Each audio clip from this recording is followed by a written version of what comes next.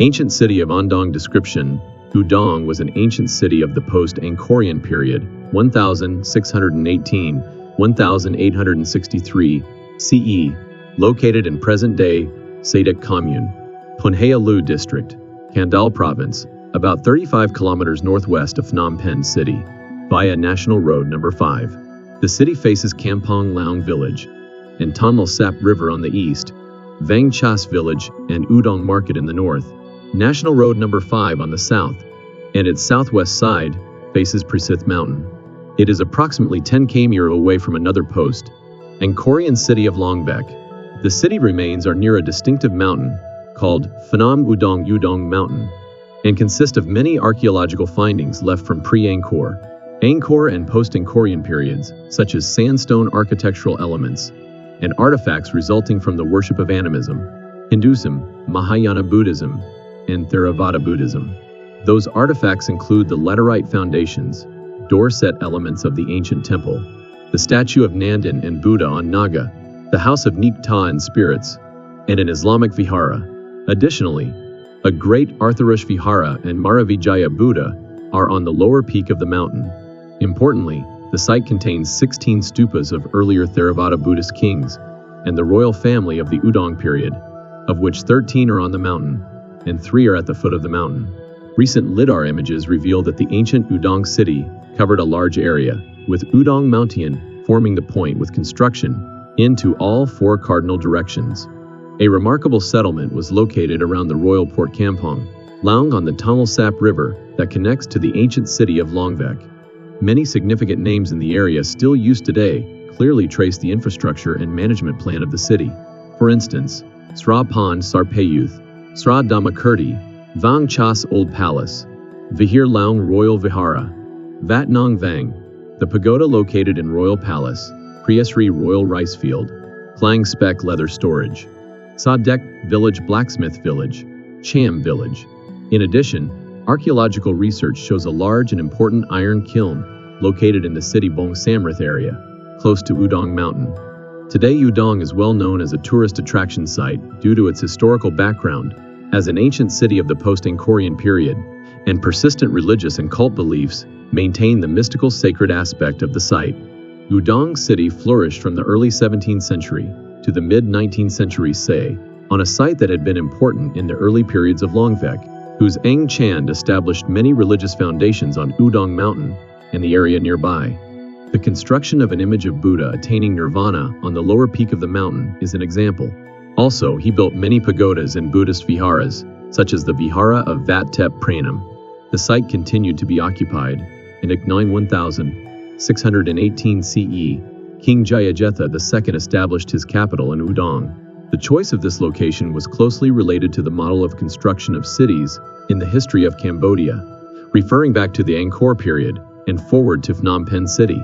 The location was selected firstly based on the proximate mountain, Oudong Mountain, used as a sacred mountain for the kingdom, and also the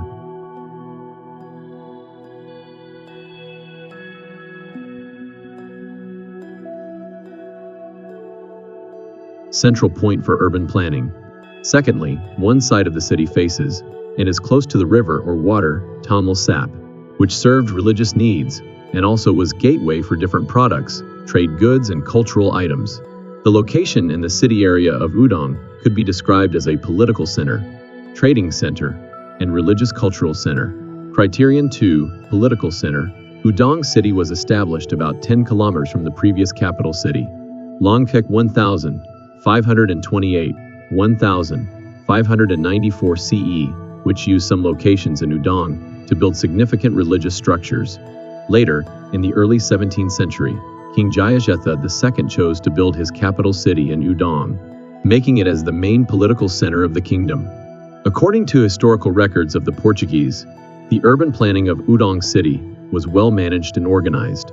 Some wooden houses were built in a straight horizontal and vertical lines, one next to another with significant shape and style. They were described as looking clean and comfortable, while other houses were not built following the straight line, but the shape and style were similar. These houses were scattered both on the flat area next to the rice fields and also along the river. Roads provided easy access to the villages, and facilitated local transportation inside the city, which is mainly the ox cart. Further from the houses, the royal palace of Oudong was also well constructed. It was built almost in a square shape, surrounded by a strong wall, with the main entrance to the south and smaller gates on the other sides. Before entering the complex area of the royal palace, there is a control post, and also another wall. The compound of the palace had two big basins, a garden, a great hall, residential quarters of the king of particular note. The capital city of Oudong was also not only the residence for Cambodians, but was also open to multiple nationalities, with village enclaves specifically designated for Chinese. Cham probably Java, Japanese, Portuguese, Spanish, Dutch and others.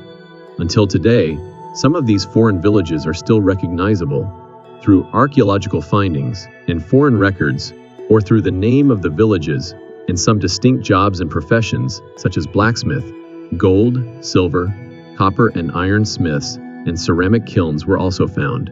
Recent excavation shows that Bong Sumrith, located near Oudong Mountain, was a large iron kiln.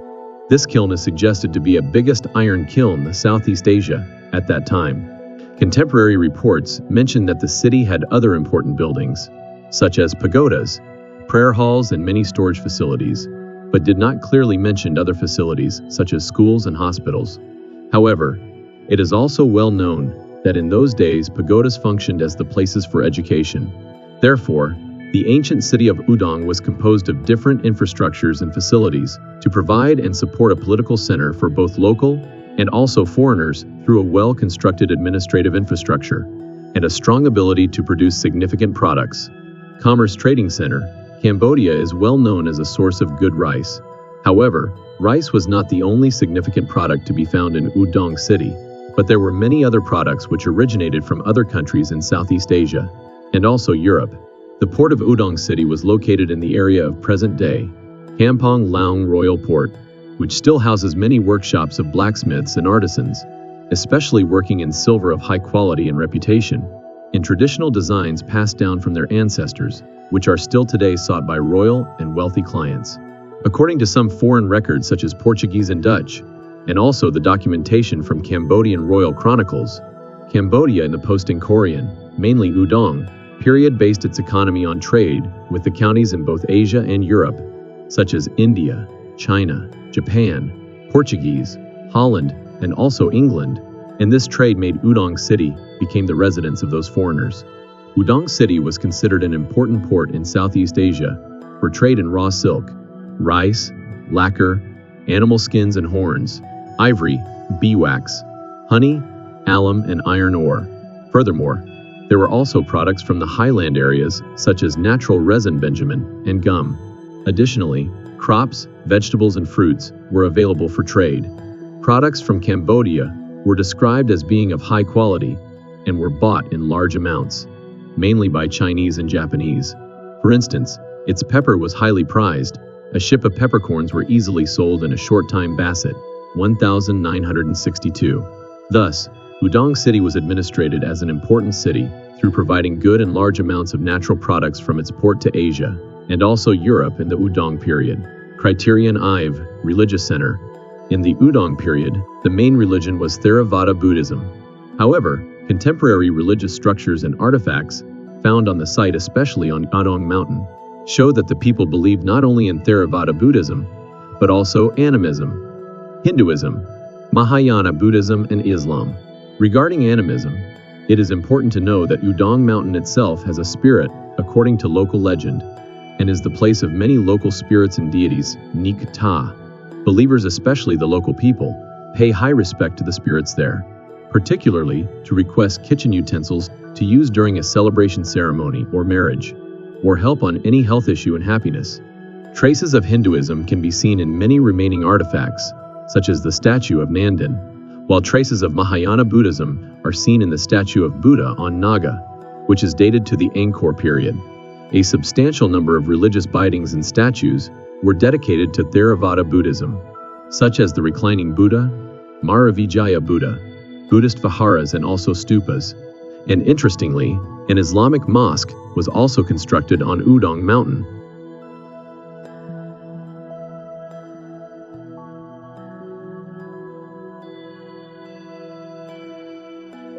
Most of the religious places have been worshipped before Oudong Mountain became a sacred place for Oudong City. Also, there is a continuity of installing the stupas of the kings and royal family on the mountain since the early period of Oudong until the present day. Since Oudong has been selected as a sacred mountain, one can note the absence of any dwelling, warehouse, or treasure vault. Power came from capital, accumulated by the dynastic funerary vestiges, the stupa themselves, and through them the king, who represents the pantheon. Also, it may be surmised that the mountain housed the royal chapel, in continuation of the Angkorian experience in which a temple mountain was surmounted by a tower, sanctuary hosting the statues of the ancestors. Among the 16 stupas, we can see two principal types, decorated Chede Trong Crown and non-decorated Chede Mol Chede Lit. Chede Trong Crown is a type of stupa that is decorated with a kind of silk textile motif. Distinctively, this type of stupa usually is built on a square plan, and every corner is designed to have multiple levels.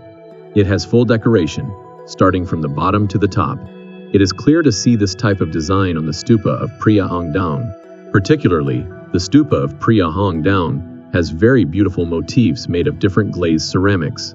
Some of those patterns subsequently deteriorated or collapsed, but were restored continuously by the following kings.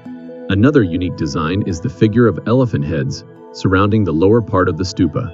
This type of design is very rare in Cambodia. Such decoration of elephant heads on stupas were firstly found in Sri Lanka and later adopted by many Buddhist countries in Southeast Asia. Chede Mul, or rounded stupa, can be called a bell-shaped stupa. It has a bell shape at the bottom part and gets smaller when coming to the top. It has minimal design and is known to be the earliest type of stupa, invented in Sri Lanka, and corresponding to the shape of the alms bowl of the Buddha Gautama. Another significant point is the worship of Cham Jaba people, who are living around Longvek City, Tra Lengkeng area. Every year, Cham people who live in the area of the former Longvek City come to worship on Oudong Mountain. Significantly, their offerings closely resemble to Cambodian. Today, the active Oudong ancient city is gone. However, besides schooling, Oudong ancient city is well known and telling to the younger generation. The memory of elderlies, the name of the places, and also the remaining heritages on the site are the most fascinating and live source to know and see how great Oudong city was. There is no new construction of the stupa on Oudong Mountain, but still the relics of the royal members are inserted into the stupas of their ancestors on this mountain. Also, in 2004, King Norodom Sihanouk built a large and stunning stupa for the relic of Gautama Buddha on the site. Therefore, the belief in the importance of the site is undeniably connected to the people, especially the local people, and the people from the ancient city of the Longvek and the royal family of Cambodia. Oudong Ancient City is under the management and protection from the Ministry of Culture and Fine Art, Cambodia. The protecting zone was made under the survey and studies. Furthermore, it is strongly prohibited to change the original state of the site. The conservation and restoration have been applying to some historical buildings and artifacts on Oudong Mountain. Importantly, the Ministry of Culture and Fine Art is working very closely with the local people who are living and benefiting the site in order to find a proper solution for both the heritage and the people. Phnom Penh City, Chaktamuk, Cambodia.